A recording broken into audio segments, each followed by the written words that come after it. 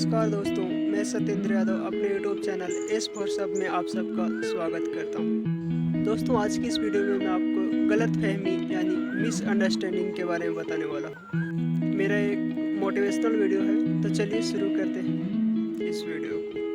दोस्तों, गलतफहमी या मिसअंडरस्टैंडिंग किसी को भी हो सकती है, मुझे भी होती है, किसी को भी हो सकती है। तो हमें जब तक कंफर्म न हो,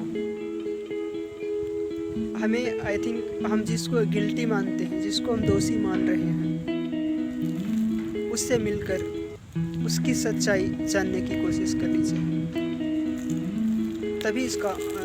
तभी हम किसी रिजल्ट पर पहुंच सकते हैं। तभी हम इस मुकाम पर पहुंच सकते हैं कि हम जो शक कर रहे थे या हम जिसे दोषी मान रहे थे वो सचमुच दोषी है या नहीं है।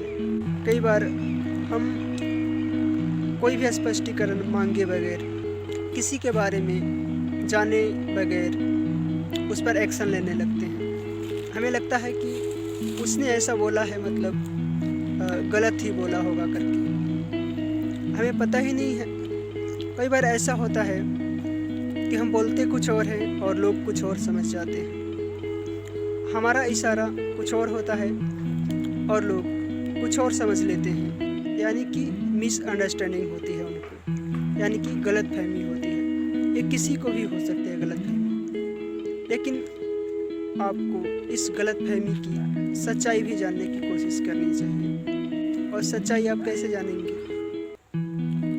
उसके पास जाओ, उसके बारे में जानने की कोशिश करो। क्या वो ऐसा बोल सकता है क्या?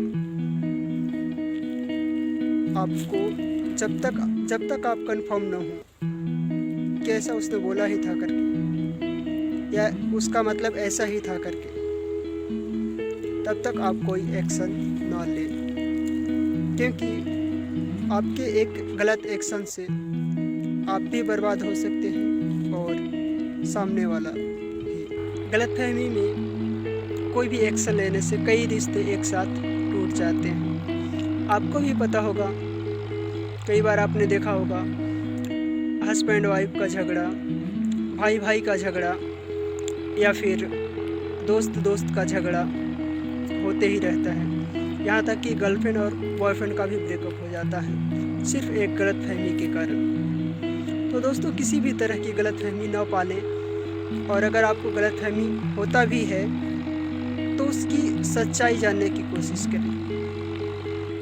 सच्चाई जाने बगैर आप रिश्ते तोड़ लेते हैं, आप किसी को मार पीट देते हैं, या फिर किसी को गाली गलौज करने लगते हैं।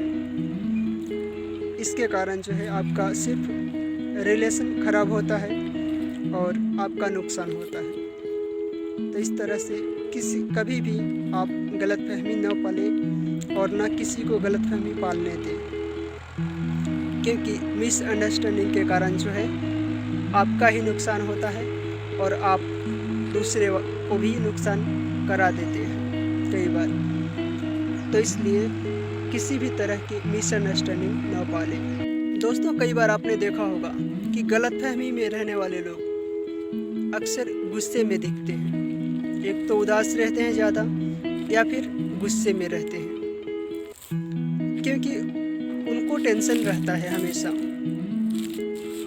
एक तो उनको डाउट रहता है उनके मन में कि मैंने जो सुना या मैंने जो समझा वो सही है या गलत है, क्योंकि वो रिजल्ट पर नहीं पहुंच पाते हैं और एक्शन का प्लान करने लगते हैं। कहने का मतलब ये है कि जब तक आप किसी निष्कर्ष पर न पहुंचे, जब तक आप कंफर्म न हो किसी चीज़ के बारे में, तब तक आप कोई भी एक्शन प्लान न करें। 100% आप श्योर ही नहीं हैं कि उसने जो बोला वैसा ही बोला था या नहीं। उसने जो कहा या उसने जो इशारे किया वो वैसा ही किया था जैसा मैं समझ रहा हूँ, या ऐसा कुछ नहीं था। जब आप कंफर्म न हो तो कोई भी एक्शन न ले।